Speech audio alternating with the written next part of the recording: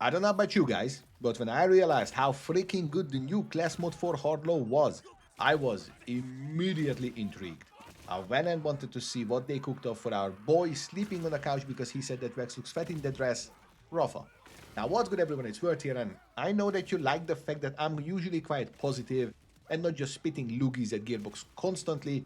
So keep this in mind because this rant might get a little bit ugly, but it is coming from a place of endearment because I am genuinely flabbergasted by the decisions that they made. And if you happen to agree with my muy caliente take, well, make sure to subscribe because otherwise the algorithm is going to send bricks and minifigs around my house to take my Lego collection. So here's the deal. We know that they went and nailed it with Harlowe's Class Mod. And if you want to check out my new favorite UVHM7 mobbing 0 point video, the link is down in the description. Cue it up after this one. But what I was hoping for is that they've gone and done the same thing with Rafa as well, and we were just too close to the forest to see the trees, or too close to the trees to see the forest. Anyway, you know how the saying goes. But let me tell you, my fellow loot enthusiasts, it is not looking that way. So strap yourself in, and if you disagree with me, because you found a way to clear everything with this one, and I'm just drooling too much to see it, well, let me know in the comments or hop up on Discord because I'm always ready to learn. I love to be wrong. But let's get started. So the class mod under the microscope today is Bombastic, Rafa's newest addition to the useless CMOD list that is seems to be ever growing. And it does a couple of things, but for me, all of them are just so annoyingly perplexing and not what Rafa needed at all, that we gotta go through them one by one and dissect it. Why am I not impressed at all? So first up, let's start with the bombastic stacks, because that's the part that is clearly aimed to empower your Apophis Lance and make you switch away from your peacebreaker cannons on your shoulders. So while your lance is active, you're gonna get a stack of Bombastic and your Apophis Lance with their bonus shock damage up to 50 stacks. And look, the damage, as far as damage increase goes, is actually pretty high. Now, again, Gearbox doesn't give us any fucking numbers because why would they? Otherwise, I don't know, the unpaid data miners are gonna miss out on the opportunity to uncover everything themselves. But for reference, one of my full netty shots, which is essentially nothing as in there other than just popping overdrive with the soup and the talents, no reader stacks or anything like that. The damage went from about 100k, 50k of which was per my last, to up to like about 1.2 million fully buffed with the whole spread, you know, the whole 9 yards, stacks of everything, time spent in overdrive, etc. Which sounds good on paper. However, we gotta look past the numbers because there are a whole lot of issues that comes with it. And first up is the easiest one to tackle. Doing a mega charge shot is gonna take, or rather, if you wanna take maximum advantage and do a mega charge shot, it will gonna consume all 4 of your charges. So bim bam boom and your shit's on cooldown. What that means is that you gotta kill anything and everything in a maximum of 2 Apophis Lance charge shots. So you can take, because you can only reliably take advantage of that, because with triple bypass and now with caffeine, you can reset it once and get back to it, but that's it. After that, if shit's not dead, you're on to a rough 30 seconds coming up ahead. This is where you already know where I'm gonna go with this one. There is a few millions worth of damage. We are simply just fall short. Go short, not shorts. Well, it's gonna be like shorts. That's, I mean, that as far as damage goes, it's not even enough to clear a single crystal on Bloom for the UVHM7. Certainly ain't gonna one-shot the island boys. You can forget about that. And second is Apophis Lance is always gonna be locked to one element, either shock, corrosive, and incendiary. Realistically, shock 99% of the time. So no matter what you pick, it's always gonna be niche by default. And that's a big issue because Rafa is not a mon. You ain't got no Raging Inferno off of him, so not having the ability to counter the element is gonna screw your DPS hard. And thirdly, and quite frankly, most importantly from my perspective, this goes against all the other parts of the class mod itself that are actually usable, and it is also actively fighting Rafa's entire schmackle that he's an overdrive, sustain, gun god. But let's then take a look at that, shall we? Because that's where things get a little bit interesting and usable, almost touching distance to the goal, but it comes up just a little short. So the next mechanic that the CMOD is going to give you is when your Apophis Lance is active, so you're just holding it and twirling it in your finger, every one of your gunshots will restore action skill duration. And this is actually very good as far as an idea, and it is as an executed idea as well. It is a souped-up version of both Juerga and Instinto together. It will happen on every single one of the shots, so not only on crits like with those, and it doesn't have an internal cooldown like what Juerga does. So then the question becomes, what the fuck is Verti's problem with this?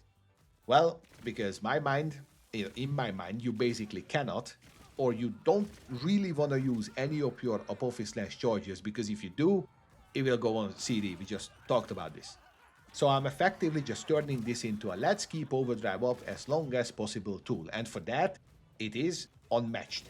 If there are enemies around, your overdrive will not end. If there's a boss, you might as well have it 24/7. It might as well just be activated and be a permanent buff.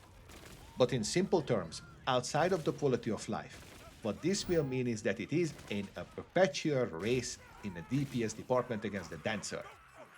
And before I get your counter-argument, because I know what you're about to say, that the third part to this argument, there is a major flaw with this one, which is that if you go down, the Apophis Lance goes on cooldown, which doesn't happen for the Peacebreaker. And unless you're absolutely cracked at this game, it will matter, because What's for Dinner and some other offensive shields, they usually cap out on 30 to 50k capacity, which is still well within a one-shot wonderland in this game. So obviously, if you get like the new Collector's Shield with Turtle, that ain't going to be a problem. You're going to end up north of 300k, you'll be fine.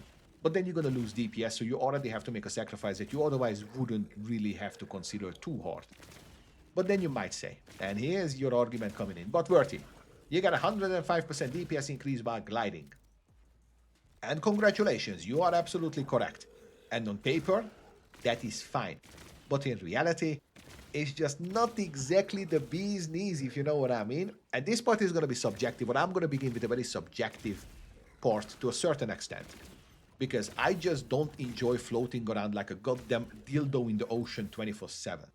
Not only that, but you'll also lose out on some unconfirmed damage that you won't have with the Apophis Lance just holding it in your hand, because you ain't going to get the Peacebreaker cannons on your shoulders, and they do shred.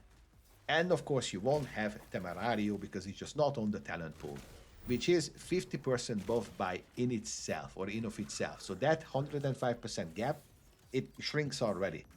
So from my perspective, it is going to become a preference of playstyle, but there isn't a tangible reason why you would pick this over Dancer. It is eerily familiar to the Overdrive class mod, but there you give up Dancer to become Son of the Hedgehog, and here you give it up to become a retired Mega Man. The issue is that Rafa had something that got taken away.